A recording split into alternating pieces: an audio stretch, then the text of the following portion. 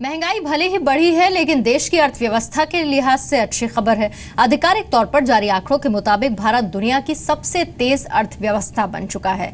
2015-16 की आखिरी तिमाही में भारत की अर्थव्यवस्था 7.9% की दर से बढ़ी है। इसके साथ ही जानकारों के मुताबिक आने वाला मॉनसून अच्छा रहा तो इकोनॉमी और बेहतर रहने की उम्मीद है।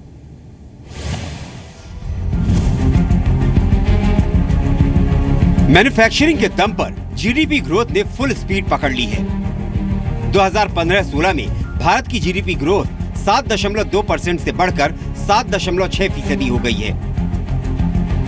वहीं जनवरी-मार्च तिमाही में जीडीपी ग्रोथ 7.3% से बढ़कर 7.9% हो गई है। 2015-16 में मैन्युफैक्चरिंग का शानदार प्रदर्शन रहा है। मैन्युफैक्चरिंग ग्रोथ 5.5% से बढ़कर 9.3% तक पहुंच गई है। इस दौरान फार्म ग्रोथ -0.2% से बढ़कर 1.2% हो गई है।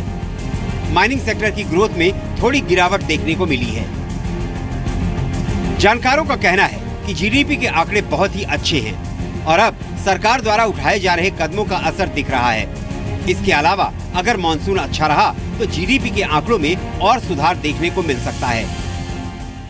जीडीपी ग्रोथ में हम अभी स्टेबिलिटी देख रहे हैं क्यों 7.6% का ही एक्सपेक्टेशन था और वहां तक जो फाइनल फिगर आया है जीडीपी ग्रोथ पूरे साल का 7.6 है और जो 7.9% Q4 का ग्रोथ है वो तो थोड़ा एक्सपेक्टेशन से ज्यादा ही था, पर अच्छी बात है। ये जस्ट दिखाता है कि अभी जो हम जो स्टेप्स ले रहे थे, ये लास्ट 2 इयर्स से जो गवर्नमेंट स्टेप्स ले रही थी, उसका कहीं ना कहीं कंसोलिडेट हुए हैं ये स्टेप्स। आने वाले समय में अगर मानसून नॉर्मल रहता है तो यहाँ से आंकड़े और अच्छे हो सकते हैं।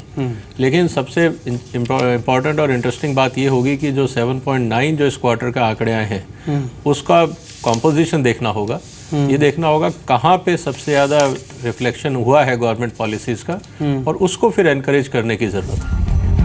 अप्रैल में कोर सेक्टर ग्रोथ 8.5% रही है, यानी लगातार 5वां महीना है जब कोर सेक्टर ग्रोथ पॉजिटिव रही है। कोर सेक्टर इंडेक्स में कोयला, crude oil, natural gas, refinery product, fertiliser, steel, cement और बिजली शामिल हैं। कोर सेक्टर का आईआईपी में 38% का वेटेज है। अप्रैल में कोर सेक्टर ग्रोथ में रिफाइनरी और इलेक्ट्रिसिटी का सबसे ज्यादा योगदान रहा है। भारत की ग्रोथ पड़ोसी चीन से बेहतर रही है। इस वजह से इस रिपोर्ट का महत्व और ज्यादा बढ़ जाता है। चौथी तिमाही में चीन की ग्रोथ 6.7% दर्ज हुई है, जबकि भारत की 7.9%। पिछले 7 साल में चीन की ग्रोथ सबसे कम रही है। ब्यूरो रिपोर्ट, जी मीडिया।